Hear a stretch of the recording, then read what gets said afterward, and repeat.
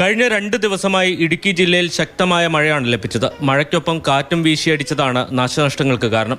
HML കമ്പനിയിലെ തൊഴിലാളികൾ താമസിക്കുന്ന ലയങ്ങളുടെ മേൽക്കൂര കാറ്റിൽ തകർന്നു വീണു.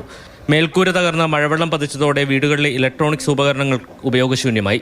പലരും മറ്റിടങ്ങളിലേക്ക് മാറി താമസിക്കേണ്ട സ്ഥിതിയിലാണ്. 9 മണിക്കെല്ലാം ഭയങ്കരമാണ് മഴയും കാറ്റും ഭയങ്കര കാറ്റ്. ഓടെല്ലാം കംപ്ലീറ്റ് പിഞ്ചു തിരിച്ച് അങ്ങോട്ടും ഇങ്ങോട്ടും പോകുന്നതുனால TV வாஷிங் மிஷின் எல்லாமே போயிடுச்சு. அது സർക്കാർ എന്നാലും ഒരു ഉദവി TV വാഷിംഗ് മെഷീൻ എല്ലാമേ പോച്ച്. പന്നിയാർ എസ്റ്റേറ്റിലെ പൂപ്പാറ ഡിവിഷനിലാണ് ഏറ്റവും കൂടുതൽ നാശനഷ്ടമുണ്ടായത്. 120ഓളം കുടുംബങ്ങൾ തിങ്ങിപ്പാർക്കുന്ന ഈ മേഖലയിൽ 500ഓളം ആളുകളാണ് താമസിക്കുന്നത്. 62 വർഷത്തിലധികം പഴക്കമുള്ള കെട്ടിടങ്ങളിലാണ് ഇവർ കഴിയുന്നത്. കാലപ്പഴക്കം കൊണ്ട് തന്നെ ഈ ലയങ്ങൾ അപകട ഭീഷണി നേരിടുന്നുണ്ട്. 60 വർഷങ്ങൾക്ക് മുമ്പ് പണിത ലൈൻസുകളാണ്. നാളിതുവരെ ഇതൊരു നവീകരണമോ ഒന്നും ചെയ്യാതെ ഇവിടുത്തെ തൊഴിലാളികൾ എന്ന് പറഞ്ഞ വലിയ ദുരിതത്തിലാണ് ജീവിച്ചു പോകുന്നത്. കമ്പനി ഇത് നല്ല രീതിക്ക് കൊണ്ടുപോകാനോ ഒരു ശ്രമവും എടുക്കുന്നില്ല. ദുരിതബാധിത കുടുംബങ്ങൾക്ക് അടിയന്തര സഹായം നൽകണമെന്ന ആവശ്യവും ഉയരുന്നു.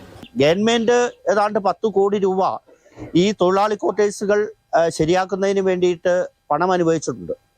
അത് 60% ഗവൺമെന്റും 40% കമ്പനിയുമാണ് ആ തുക മുടക്കേണ്ടത്.